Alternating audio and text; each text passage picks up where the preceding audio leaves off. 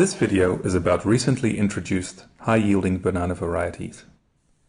Bananas and plantain are a very important source of livelihood in East and Central Africa, contributing to both food and cash needs of people in the region. The main uses for banana are cooking, juice and beer, and dessert or a snack. Most of the local cooking bananas are East African highland bananas. These are usually cooked by steaming, boiling, or roasting. One of the varieties most preferred by farmers is called Polygoma. My plantation is made up entirely of Polygoma. I don't have any other varieties. When you compare Polygoma to other local bananas, you find that Polygoma has a better yield and it is less susceptible to wind. This is because it has a short stature, while other varieties are very tall. Even if there are high winds, it survives. While Polygoma is a variety enjoyed by many farmers, along with all other East African highland bananas, it is susceptible to a number of production constraints, including pest and diseases and a low drought tolerance. Other varieties more tolerant to some of these constraints have been introduced. They include the following. NSH 20.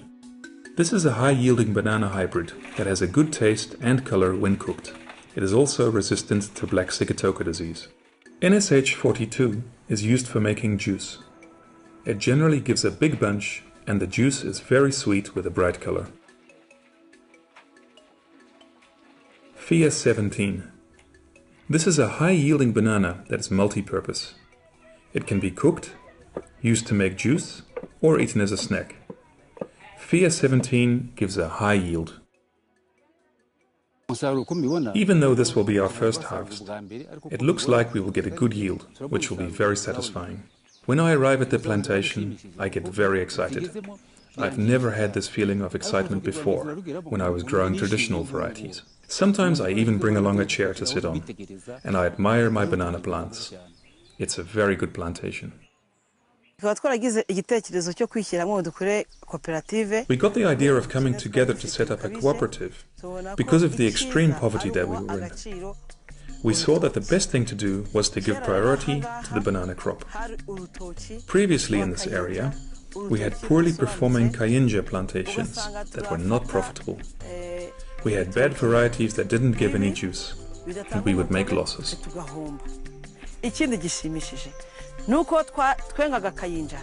When we used to extract juice from local varieties, 10 small bunches would give us about 8 liters of juice. But now, with a single FIA 25 banana bunch of up to 130 kilos, we get more than 20 liters. These things show that farmers should invest in banana farming.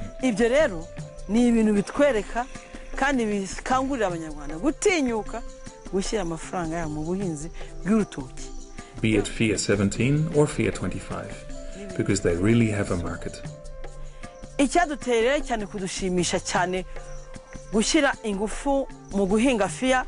thing that really encouraged us to grow FIAs and to adopt better management practices is that we also discovered that FIA gave us a very good yield.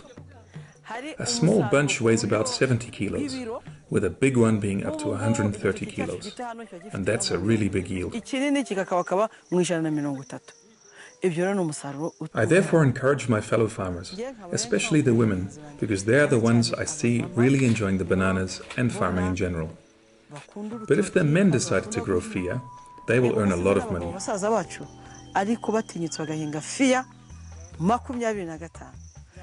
Many people have gone into processing wines and juices with FIA bananas, and there is nothing they won't attain. They will earn a lot of money, and the processors will benefit from varieties that give good juice that doesn't spoil.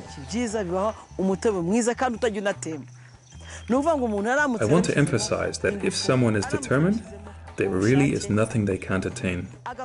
FIA bananas have made us rich, and we're not afraid to say so. Also important in the East and Central Africa region are plantain varieties. These varieties are more common in the Democratic Republic of Congo, but there is a growing market in nearby countries, especially in urban and peri-urban areas. Plantains can be steamed, fried, roasted, or used to make plantain chips that are eaten as a snack. Also widely enjoyed as snack bananas are Camaramasenge and Gros Michel varieties. Unfortunately, these are both affected by fusarium wilt, and this greatly reduces their yield. To deal with this problem, a Cavendish variety has been introduced, called William.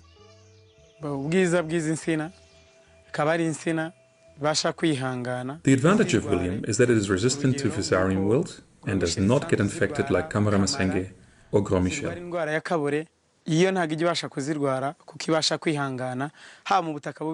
William gives very sweet juice and a good beer. It is high in sugar and therefore is a nice, sweet dessert banana. Even in poor soils, it will give you a good bunch, while in fertile soils, it excels, giving a large bunch. We see it as a new variety that can replace other traditional varieties that have become affected by fusarium wilt. In order to obtain any of the banana varieties mentioned in this film, please contact your nearest banana program office. RAB in Rwanda, INERA in the Democratic Republic of Congo, and ISABU in Burundi.